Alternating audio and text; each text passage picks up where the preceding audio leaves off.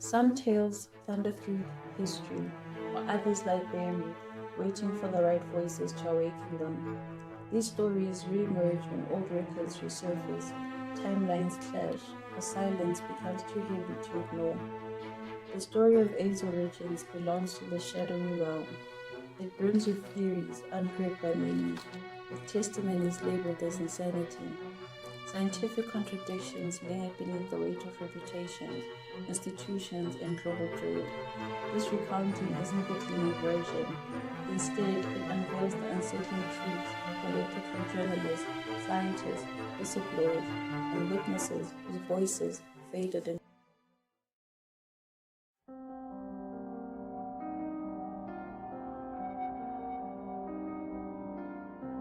a simplistic tale of origins.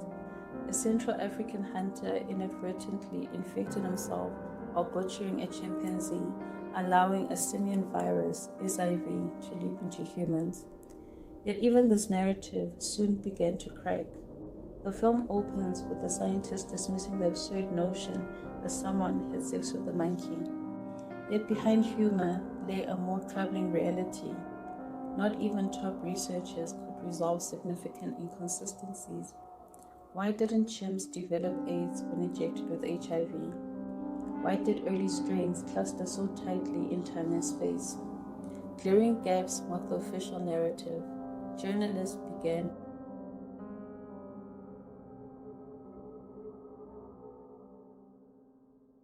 investigate those voids. But the first real cracks didn't appear in African jungles. They appeared in the blood of gay men in New York City in the late 1970s. In 1978 and 1979, thousands of them had volunteered for an experimental hepatitis B vaccine trial run by the New York Blood Center and the CDC.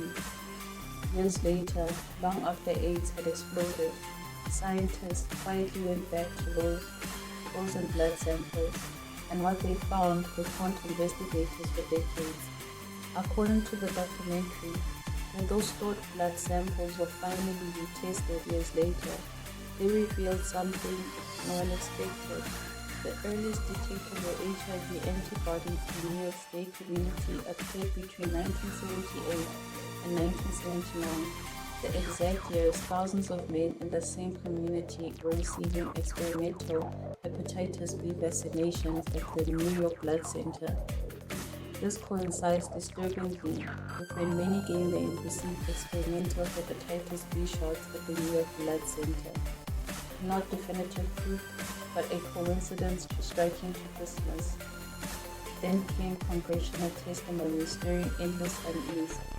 A representative from the 1970s U.S. Defense Department spoke of engineering a new infectious microorganism that could evade the human immune system, crafted through recombinant DNA technology.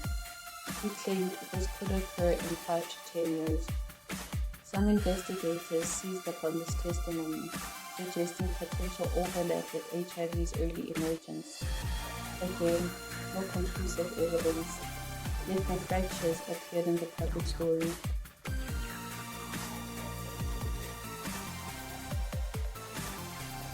This brought forth the most explosive claims.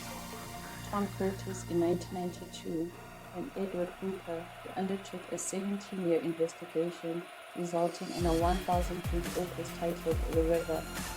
They focused on a mass polio vaccination drive in the Belgian Congo, Rwanda, and Burundi between 1957 and 1960. Over 1 million lives, mostly children, were impacted by an experimental vaccine crafted by Dr. Hilary Koprowski. These allegations arose from interviews, documents, and witness accounts, and they were devastating. 1. The vaccine might have been developed using chimpanzee kidney tissue. This mattered significantly as chimps are the closest living relatives of HIV-1. A former lab technician, Gaston Meenan, claimed the virus was cultivated on kidney cells, chimpanzee kidney cells. 2. Eyewitnesses from a Lindi chimpanzee camp detailed mass photos. A laborer recalled, I killed 2 or 3 daddies, but the doctor asked. I collected their blood, removed their liver and kidneys, and sent them to America. Another witness added, not only were animals autopsied, some were dissected alive to gather the vital organs. 3. Documents confirmed chimp organs were shipped to American labs. Cooper came across a U.S. Army report detailing instructions for preparing men's chimpanzee kidneys for tissue culture, contradicting decades of denials. 4. A World Health Organization letter criticized the trials for inadequate scientific oversight. For years, claims asserted the vials were lost or destroyed. Then, just before the Royal Society debate in 2000, some frozen samples miraculously emerged. 3 labs claimed they found no trace of HIV, SIV, or chimpanzee DNA, leading critics to stress that these were not the original lots used in Africa, nor had the production batches been preserved.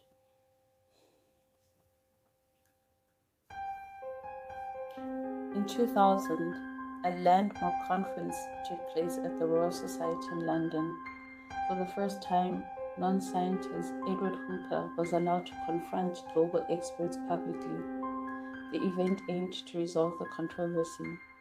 However, it merely revealed the disdain for the hypothesis. Evolutionary biologist Bill Hamilton, one of the most esteemed scientists since Darwin, supported probing Hooper's assertions.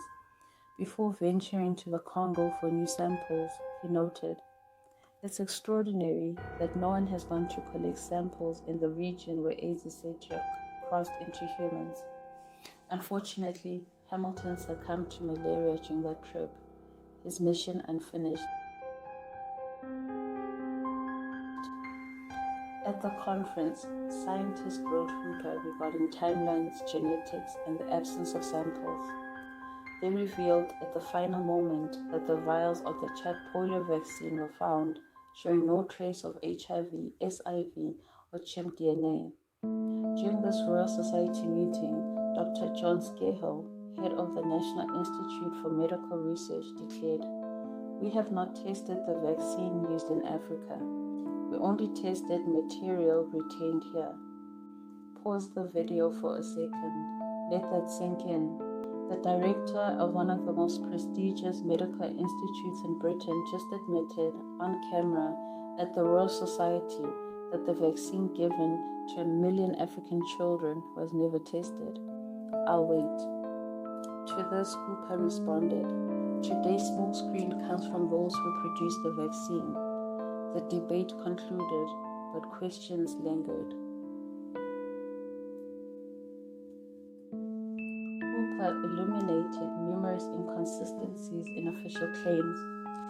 Paul Osterwith, the virology lab chief, signed one document refuting that he sent chimp kidneys to the US, while another stated he did.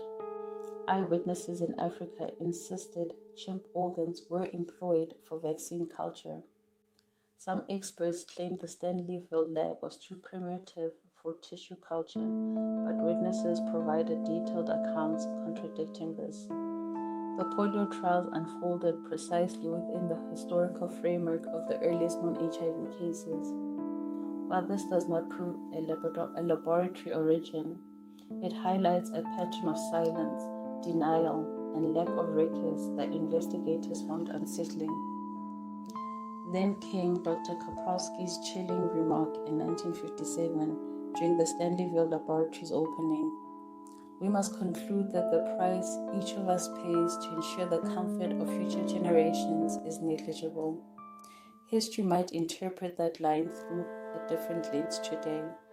Since 1999, several studies tracing HIV's evolutionary development indicate the pandemic's most recent ancestor, HIV-1 Group M, emerged in southeastern Cameroon around the 1920s to 1930s, long before the Congo trials. Defenders of the official timeline claim this dismisses all doubt. Yet every one of those molecular clock studies becomes less reliable the further back they reach, and none of them can explain why a virus, supposedly circulating since the 1920s, remained clinically invisible for 40 years, then exploded in the exact towns and exact years where over 1 million Africans were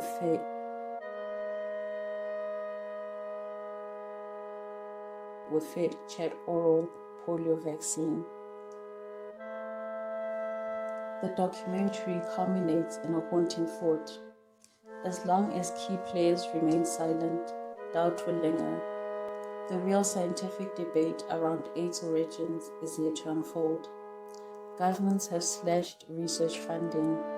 Pharmaceutical giants gain ever greater control over medical priorities.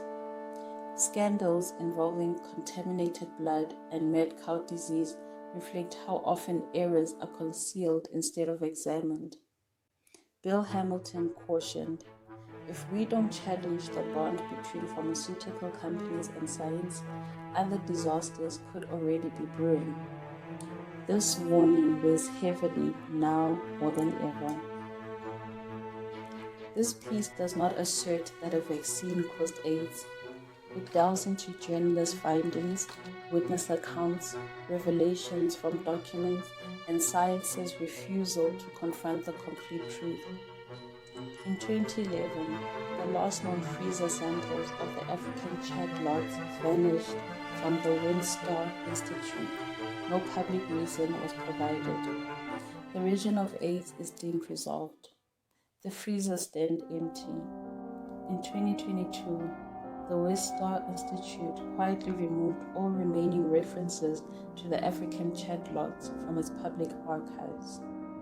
The witnesses fade away, and the discourse was never permitted its conclusion. If future generations learn the entire truth, it won't emerge from those who buried it. It shall arise from those resolute in pursuing the questions the world sought to forget.